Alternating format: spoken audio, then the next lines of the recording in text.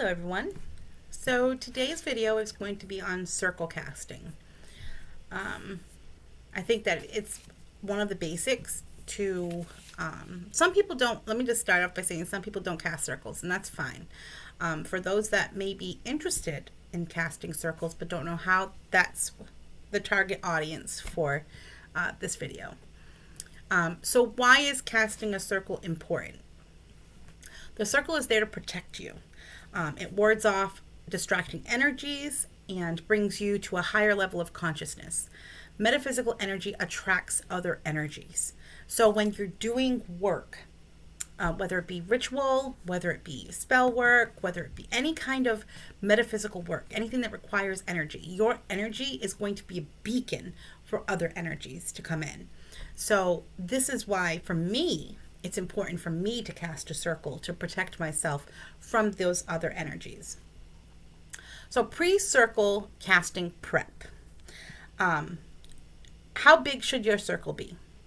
That's the first thing you need to ask yourself. Where are you going to be working? Are you going to be working in a bedroom? Are you going to be doing something where you have to, walk around? Are you, stretch your arms out? You need at least this much space, if not more, from circumference around when you have your arms outstretched all the way. It should be big enough for you to move around comfortably. You also want to ask yourself, do you have children? If you do you have young children who will just walk into your space? Do you have animals that are going to walk into your space? Does your spouse not know the etiquette of circle casting and what it represents?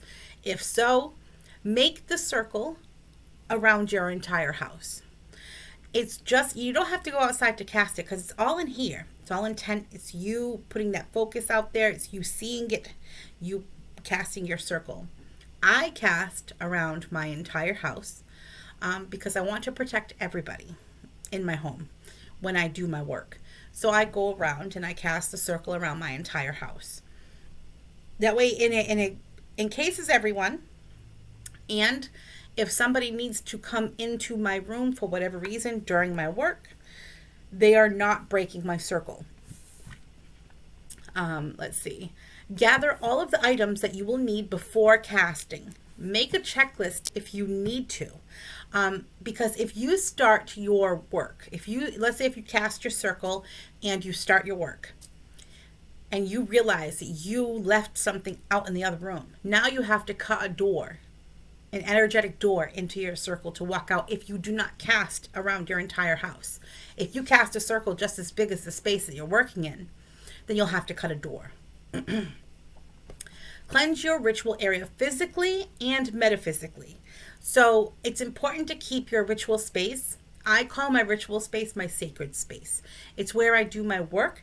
It's where I focus my intention. It's where I, practice all of my magic at my ritual space. So it's my sacred space. You want to make sure this is a physically clean area and that this is a spiritually clean area. Using the besom, using sage, or using the bell.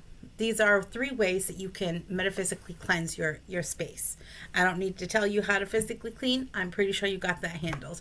So using a besom is you basically take your besom and you sweep. It doesn't ever touch the floor. It stays a couple inches off the floor and you sweep. Make sure you have a window open because you want to sweep the energy out the window. So you want to just guide the energy right out the window as you're sweeping. Same thing with sage. If you're going to use sage and you're going to smudge, keep a window open so that way that energy has a place to escape. Because if you leave the window closed while you are saging your space, where is that energy going to go? It's just going to go to another part of the room, and so it's still going to exist in your space. It doesn't make it dissipate. It has to go someplace else. So open your window and let it go out there. Close your window when you're done. The bell, ring the bell. The bell disperses energy. So when you ring that bell, it makes energy disperse, and then your space is sound and it's metaphysically cleansed. Mentally prepare yourself for the work that you are about to do. Will you have distractions? This is important if you have young children. Young children are attracted to you trying to do anything that doesn't involve them. This is just facts.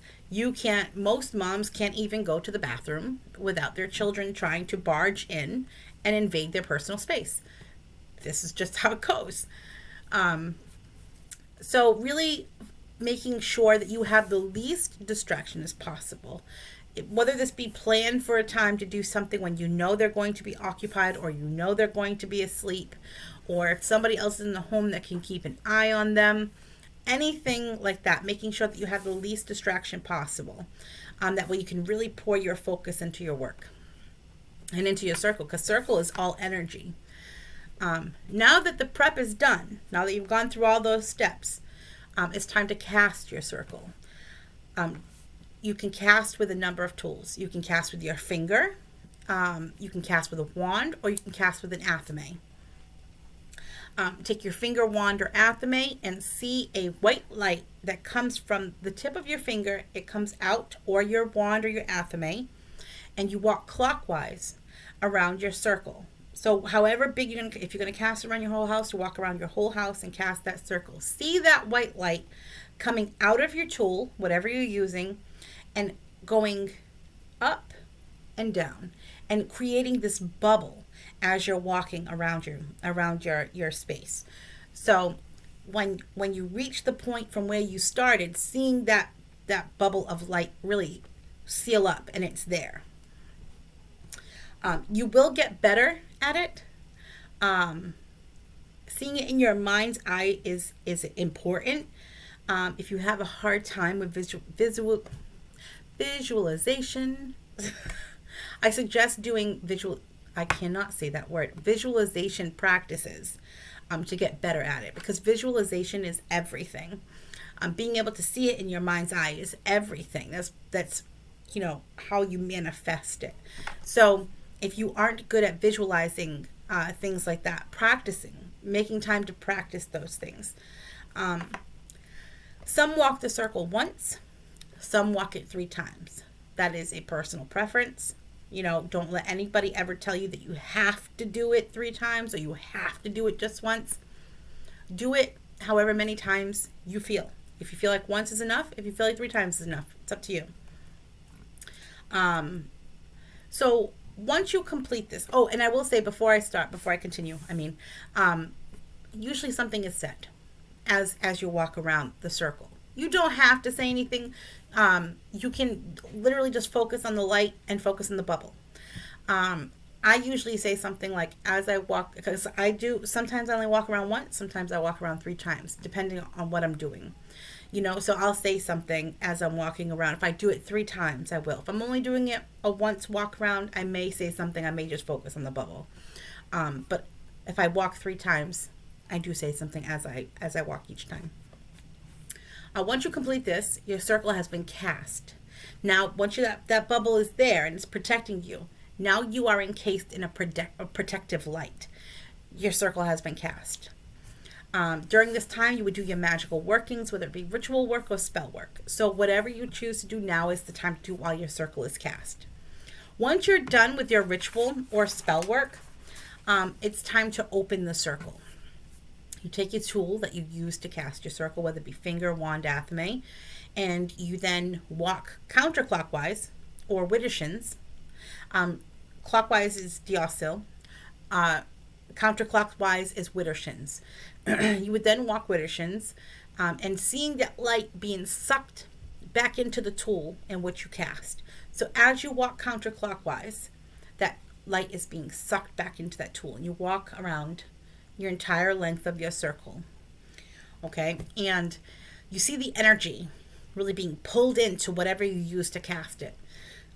Now, if you're using your finger, it is important to see that energy go back into the earth when you're done. Otherwise, you're going to have a lot of energy floating around your body, and then you'll become ungrounded. So what you would do in that case, if you're using your finger, when you're done opening your circle and you're standing there at your starting point where you started, but you've made your complete turn. You stand there. I like to close my eyes. I'm going to close my eyes because I'm actually going to visualize it when I say it. I close my eyes. I see that energy, if I've used my finger, traveling down into my hand, through my arm, through across my chest, down my legs, out through my feet, across the floor. It slips out the front door, down the stairs, out the back door, and dives into the earth.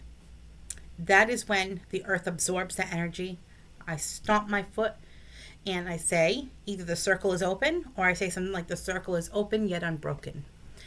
And, and then, I stomp my foot after that, I should say. And then your circle has been opened and you are done. So that is how circle casting is done. And I hope it was helpful, and I hope to see you in the next video. Bye.